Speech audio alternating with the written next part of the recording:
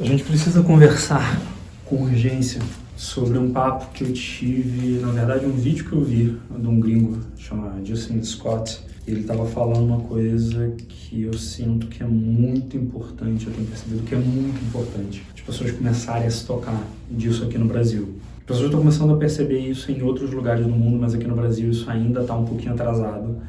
Eu percebo isso nas conversas que as pessoas têm, nos debates que as pessoas têm nas redes sociais, no Instagram, no Threads, no tipo de conteúdo que é produzido no YouTube, nas conversas que eu tenho com pessoas próximas de mim, e fica bem claro que esse tema precisa ser revelado e que essa verdade precisa ser dita de novo, de novo, de novo, de novo, de novo. E a verdade que precisa ser dita é que relacionamentos não são terapia.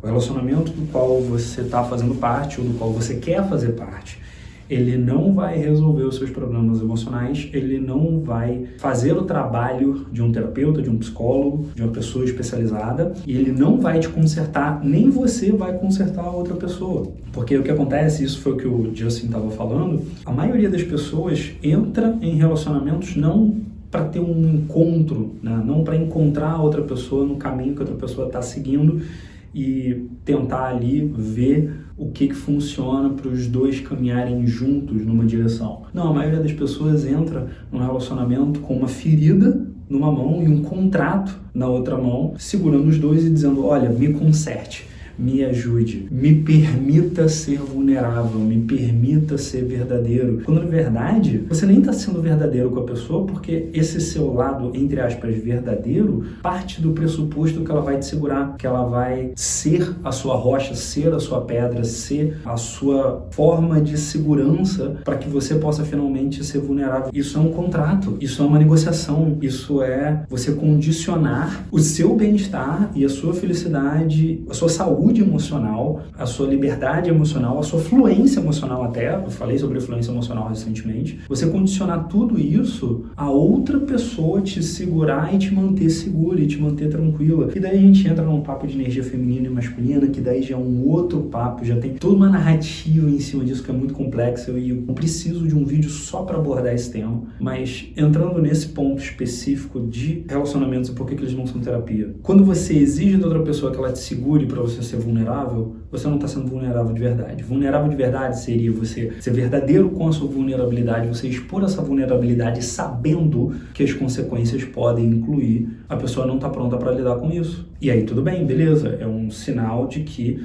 ambos precisam trabalhar isso em si mesmos. Cada um tem os seus problemas, você tem os seus problemas, eu tenho os meus, todo mundo tem os seus problemas. E a gente precisa trabalhar nesses problemas em terapia, escrevendo sobre isso, falando sobre isso com outras pessoas, sem esperar que elas resolvam. Porque quando você fala, quando você verbaliza, quando você transforma um sentimento numa sequência de palavras, você lineariza o caos que está rolando aqui dentro da sua cabeça. Você transforma ele em código. Quando você transforma ele em código, seja esse código português, inglês, espanhol, italiano, código C, uma conversa com uma IA, que eu não recomendo muito, mas pode ser também. Mas quando você coloca isso em palavras, e eu recomendo que você coloque isso em palavras com um psicólogo, com um terapeuta, com uma pessoa que está sendo treinada, uma pessoa que foi treinada para isso, que está sendo paga para poder fazer isso, para poder ser esse apoio para você, para poder te ajudar a fazer essas ligações e escrever, ou melhor, desenhar o seu mapa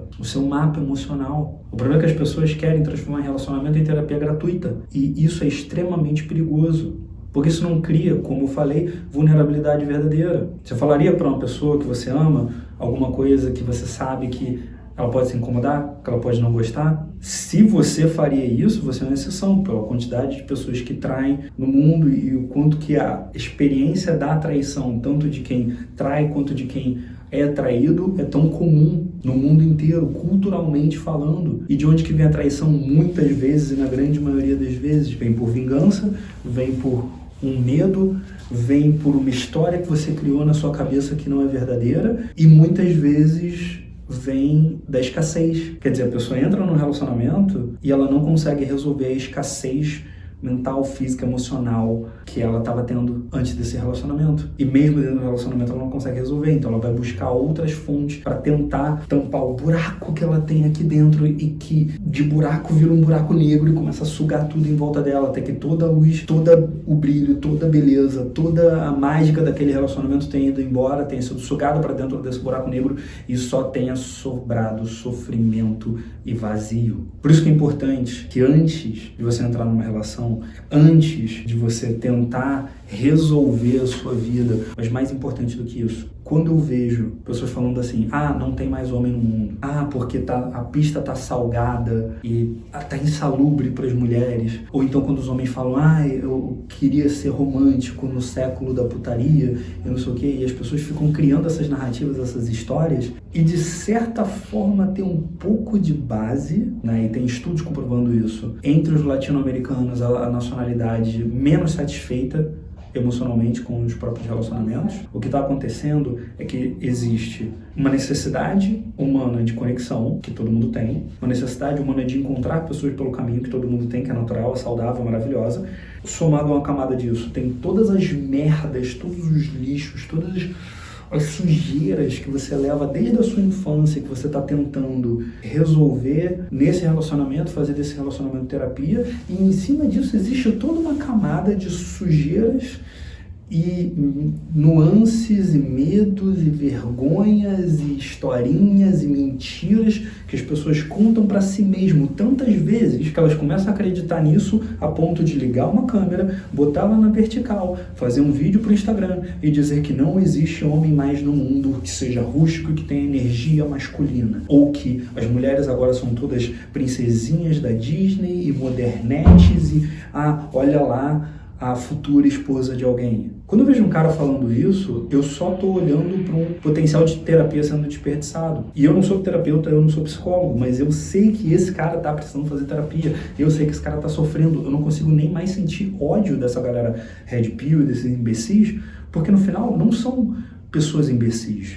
De fato, são pessoas que se entregaram ao ódio. Elas estão certas em se entregar ao ódio, os caras estão certos em continuar cometendo crimes e fazendo coisa errada, e inspirando o ódio nas pessoas e incentivando o ódio nas outras pessoas? Absolutamente não. E aqueles que agem em cima disso precisam lidar com as consequências dos seus atos, absolutamente. Mas isso parte de um pressuposto de sofrimento extremo que o cara se recusa a tratar. E eu me lembro de quando em 2015, 2016 mais ou menos, eu produzia conteúdo falando muito, né, sobre relacionamentos, mas falando de um ponto de vista mais superficial, né, ajudando homens a se livrarem da timidez. E tinha esse cara que era um doido, que ficava falando mal de todo mundo, ficava incentivando o ódio a todo mundo, ficava dizendo que todo mundo era mentiroso, dizia que eu usava droga, dizia que o meu sócio na época usava droga. E um cara que criou que usou com todo mundo, falava que todo mundo estava errado, que a única solução era Deus e a única solução era Jesus. E a religião, ela pode ser, sim, um bom caminho para a pessoa encontrar autoestima e encontrar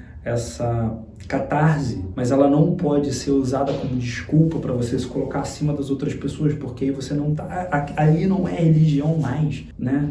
Que papo é esse de que eu sou um verdadeiro seguidor daquela fé e daquela crença do homem que nos uniu e que ama a humanidade sobre todas as coisas e que é onipotente, onipresente, onisciente, incrível, maravilhoso e te ama, e aí ele te escolheu para, em nome dele, dizer que as outras pessoas são escrotas e merdas e então inferiores a você? Isso é narcisismo, isso não é religião, isso não é fé, isso é narcisismo puro. E o que aconteceu com esse cara? Infelizmente, ele teve uma situação de saúde muito grave e ele se recusou a ser tratado, porque ele acreditava que a prova maior e definitiva de que ele era superior ao resto do mundo, porque ele acreditava muito em Deus, é que Deus iria curar ele sem tratamento médico.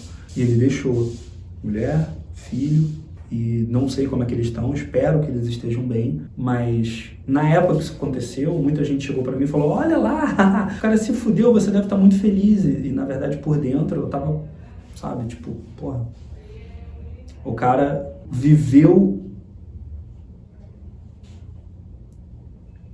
sendo vítima e ao mesmo tempo algoz. Ele viveu e morreu sendo ao mesmo tempo o torturador e o torturado, a vida inteira dele.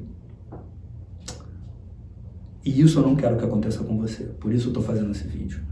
Por isso eu tô falando que você não pode levar o que você deveria levar para terapia para dentro do seu relacionamento. Eu ainda vou falar sobre a energia masculina e feminina, tem muito assunto para falar sobre esse tema. Eu ainda vou falar um pouco sobre essa questão de religiões, né? Que não existe só a religião católica, evangélica, espírita, umbanda, candomblé, o capitalismo é uma religião, o comunismo é uma religião, o namastê, o pessoal super...